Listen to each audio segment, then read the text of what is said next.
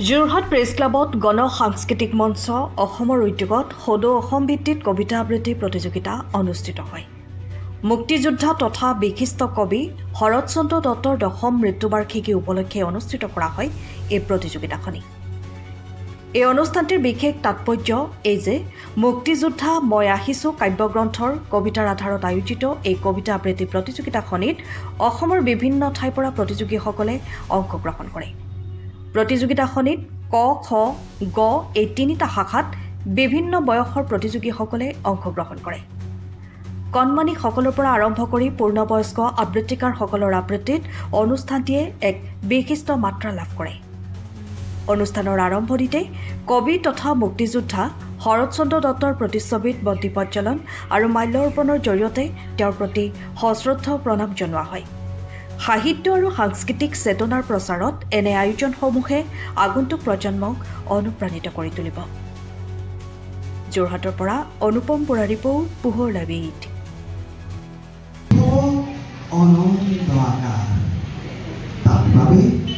মানুহৰ বুকু কোটি নক্ষত্ৰৰ কাতৰ প্ৰাৰ্থনা। এতিয়া আকাশে আকাশে হ'ব বুকুৰ খবৰ।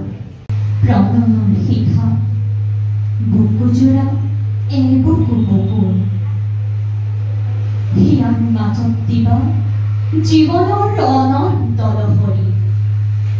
দেহত সানি দিবা ছন্দে ছন্দে খহি পৰা জীৱন জিউতি। সুসমাজ যাতে বয় উদ্দীপ্ত যৌৱনৰ অম্লান জ্যোতি। ডাক্তৰ তাৰ মনৰ বাহিত থকা সৃষ্টিৰ পুলক ভৰা যৌৱন। কল্পনাৰ সুষম বৈক্ষত দিবা দিব্য জ্ঞান সৃষ্টিৰ নক্ষত্ৰক্ষণ। অদমিত প্ৰাণৰ সপোন স্নেহৰ সুখুৰা প্ৰণয়ৰ শিখা বুকুজোৰা বুকু। দেহত সানি দিবা ছন্দে ছন্দে খহি পৰা জীৱন জিউতি। সুখমাজ যাতে বয় উদ্দীপ্ত যৌৱনৰ অম্লান জ্যোতি। তাৰ মনৰ পাহিত ধোৱা সৃষ্টিৰ পুলক ভৰা বুকু যৌৱন। কল্পনাৰ সুখম বক্ষত দিবা দিব্য জ্ঞান সৃষ্টিৰ নক্ষত্ৰক্ষণ। জীৱনত দিবা বিজুলী চমকত ভুনা আৰু দৰ্শন। মানুহ আৰু যুগ যাব একেখন পোহৰ জানক। দিশ তাৰ নিৰ্ণয় হ'ব দিশে দিশে বিস্ফোৰিত পোহৰৰ তৰংগতীৰ। মৃত্যু পাৰ জীৱনৰ গতি হ'ব জীৱন আৰু সৌন্দৰ্যৰ নিবিড়তম আৰু মন্দন। দিয়া সময় দেহত সানি দিব ছন্দে ছন্দে খহি পৰা জীৱন জিউতি। সুষমাজ যাতে বয় উদ্দীপ্ত যৌৱনৰ অম্লান জ্যোতি। ডাক্তৰ তাৰ মনৰ পাহিত থকা সৃষ্টিৰ পুলক ভৰা বুকু যৌৱন। কল্পনাৰ সুষম বক্ষত দিবা দিব্য জ্ঞান সৃষ্টিৰ নক্ষত্ৰক্ষণ। জীৱনত দিবা বিজুলী চমকত ফুৰা আলোক দৰ্শন। মানুহ আৰু যুগ যাব একেখন পোহৰ জানক।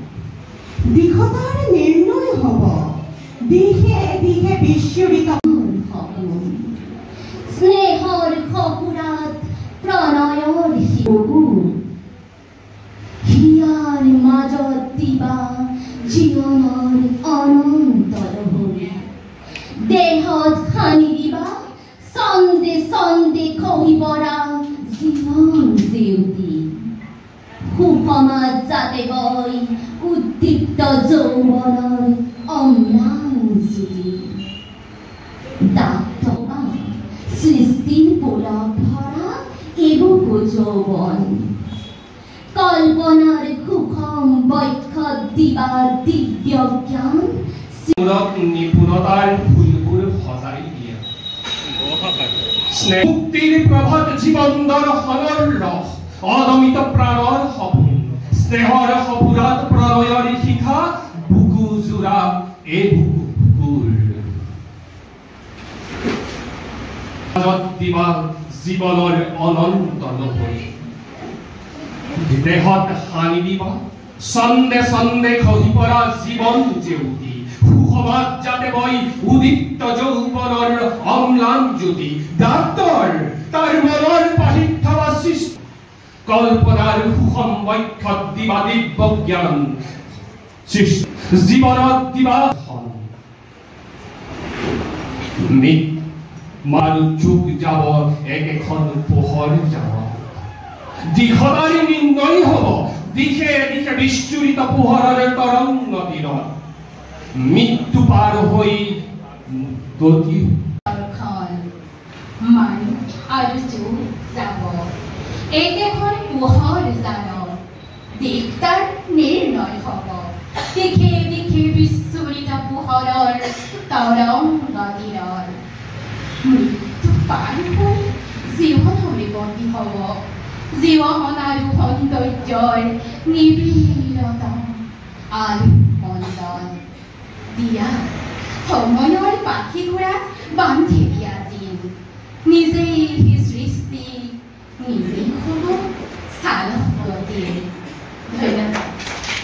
শ্ৰীমঞ্চ অসমে আপোনাৰ কবি শৰৎচন্দ্ৰ দত্তৰ প্ৰতিটো বছৰতে আপোনাৰ তেওঁৰ মই আহিছোঁ কাব্যগ্ৰন্থৰ কবিতা আবৃত্তি প্ৰতিযোগিতা তেওঁৰ আমি কোণত পাতিছোঁ।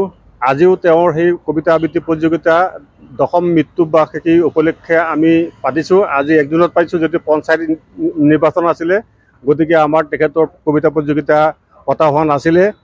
আজি এই যিটো অনুষ্ঠান আমি পাতিছোঁ, অসমৰ বিভিন্ন প্ৰান্তৰ পৰা প্ৰতিযোগী আহি ইয়াত যোগদান কৰিছে। আমি ভাবিছোঁ তেখেতৰ এই মহাকাব্যিক ধাৰাৰ এই 3টি যি কবিতা, সেই 3টি কবিতা সুদূৰ প্ৰসাৰিত হৈছে। আমি আজি এই অনুষ্ঠানটি যি কবিতা অনুষ্ঠান আবৃত্তি অনুষ্ঠান হৈছে, ইয়াত আমাৰ অসমৰ বিশিষ্ট কবি নৰেন্দ্ৰনাথ দত্তদেৱে এই কবিতা 3টি তেওঁ চিলেক্ট কৰিছে। মই আহিছোঁ কাব্যগ্ৰন্থ প্ৰথম খণ্ডৰ পৰা মই আহিছোঁ 3 নম্বৰ কবিতা আৰু ডাক্তৰ আৰ্টিষ্ট কবিতা গ শাখাৰ আৰু ক শাখাৰ 3য় খণ্ডৰ স্পন্দিত বসন্ত পল্লৱিত আকাশৰ পৰা ক শাখাৰ আহ্বান কবিতা নিৰ্বাচিত কৰা হৈছে। গতিকে এই 3টি যিটো কবিতা, এই 3টি কবিতাই হৈছে মহাযুগৰ কবিতা বুলি আমি অনুভৱ কৰিছোঁ। যিহেতু আজি এই অনুষ্ঠানত আমাৰ মাননীয় প্ৰতাপ বৰুৱা ছাৰ আছে আৰু অসমৰ বিশিষ্ট প্ৰগতিবাদী কবি নৰেন্দ্ৰনাথ দত্তদেৱ আছে। আমাৰ এই অনুষ্ঠানত আজি দেৱব্ৰত দত্ত সম্পাদক আছে আৰু ইয়াত আছে আমাৰ আজি অসমৰ এগৰাকী মানুহ সৃষ্টি কৰা এগৰাকী শিক্ষক আৰু শিক্ষয়িত্ৰী শান্তিচাই বাইদেউ আছে আৰু মেঘালী বাইদেউ আছে। এনেকৈ আমি বিচাৰ কৰা আসনত আমি আজি আমাৰ এই কবিতাৰ যিটো অনুষ্ঠান হৈছে, এই অনুষ্ঠানত তেখেতসকলে বিচাৰকৰ আসনত বহি তেখেতসকলে সকলোবিলাক আবৃত্তিকাৰৰ কবিতা বিচাৰ কৰি আছে। আৰু বিশেষকৈ আমাৰ সুখৰ খবৰ হৈছে কি, শৰৎদত্তদেৱৰ এই যুগজয়ী যি কবিতা, এই কবিতা আজি সিঁচৰিত হৈ গৈছে অসমৰ বিভিন্ন প্ৰান্তত। আৰু মই ভাবিছোঁ এই কবিতাখিনিয়ে এটি নতুন যুগৰ সৃষ্টি কৰিব আৰু গণসাংস্কৃতিক মঞ্চ অসমে ইয়াৰ শৰৎদত্তদেৱৰ এই কবিতাসমূহ উজ্জীৱিত কৰিবৰ কাৰণে আজি যি নতুন পন্থা অৱলম্বন কৰিছে, আজি 10 বছৰ লৈ আছে। আজি ভৱিষ্যতেও এই প্ৰগতিবাদী ধাৰাৰ কবিজনৰ কবিতা তেখেতসকলে আৰু আমি গণসাংস্কৃতিক মঞ্চই আজি সেই বছৰিকা কাৰ্যসূচী আমি পাতি যাম বুলি আমি দৃঢ় প্ৰতিজ্ঞ। আমি আশা কৰিছোঁ এই কবিতাখিনিয়ে সুদূৰ প্ৰসাৰী এটা বিস্তাৰ কৰিব আৰু আমাৰ আশা যে তেখেতে নতুন যুগ সৃষ্টিৰে যি ডাক্তৰ আৰ্টিষ্ট নামৰ কবিতা লিখিছে, যি এই কাব্যখন লিখিছে, মই আহিছোঁ নামৰ কাব্যগ্ৰন্থখন লিখিছে। কাব্যগ্ৰন্থখন 6টা খণ্ড আৰু 2টা উপখণ্ডত 1600 পৃষ্ঠাৰ এখন মহান কাব্য বুলি বিবেচিত হৈছে। আমি আশা কৰিছোঁ সুদূৰ ভৱিষ্যতে আমি এই কিতাপখনি আৰু তেখেতৰ যি কবিতা ধাৰা, তেখেতৰ কবিতা, এই মহান কাব্যখনৰ কবিতাখিনি আমি প্ৰসাৰ কৰিম বুলি আমি দৃঢ় প্ৰতিজ্ঞ। এই মোৰ মন্তব্য। শৰৎচন্দ্ৰ দত্তদেৱ, প্ৰথম কথাটো হ'ল মুক্তিযোদ্ধা অসমৰ বহু লোক হৈছিলে, মুক্তিযোদ্ধা যথেষ্ট সংখ্যক আছে, সেইটো সময়ৰ আহ্বান। কিন্তু তেখেতৰ অন্তৰাত্মাত দেশ জাতি আৰু মাটিৰ প্ৰতি যি তৃষ্ণা আছিল, সেই তৃষ্ণাৰ একমাত্ৰ জ্বলন্ত প্ৰমাণ হৈছে তেখেতৰ যিবিলাক সৃষ্টি। তেখেতে এনেকুৱা ধৰণৰ সৃষ্টি কৰি গ'ল, অলপতে শুনিলে তেখেতৰ সুযোগ্য পুত্ৰই কৈছে, আৰু তেখেতে পাছত প্ৰকাশৰ ব্যৱস্থা কৰিছে বিভিন্ন সংগঠনৰ দ্বাৰা বা নিজাববীয়াকৈ তেখেতে প্ৰকাশৰ ব্যৱস্থা কৰিছে সেই লিখনিসমূহ। তেখেতৰ লিখনি এতিয়ালৈকে প্ৰকাশ কৰি শেষ কৰিব পৰা হোৱা নাই, 1000তকৈও অধিক হ'ব। আচলতে মই ভাবোঁ যে এজন মহাকাব্যৰ কবি, মহান কাব্যটো হয়েই আৰু মহাকাব্যৰ কবি, তেখেতৰ যিবিলাক কবিতা ইয়াত আছে জাতি মাটি ভেটিৰ গান, লগতে প্ৰগতিশীল চিন্তাধাৰা, যি চিন্তাধাৰাক বিশ্বৰ প্ৰত্যেক চুকে কোণে সমাদৰ জনায়, যি চিন্তাক লৈয়ে জাতি মাটি ভেটিৰ দীৰ্ঘস্থায়িত্ব কামনা কৰা যায়, সেইটোৱে হ'ল প্ৰগতিশীল চিন্তা। আমি কোনো ৰাজনৈতিক দল বা নীতিৰ কথা ইয়াত ক'বলৈ যোৱা নাই, আমি চিন্তাৰ কথা কৈছোঁ যে প্ৰগতিশীল যি দৃষ্টিভংগী।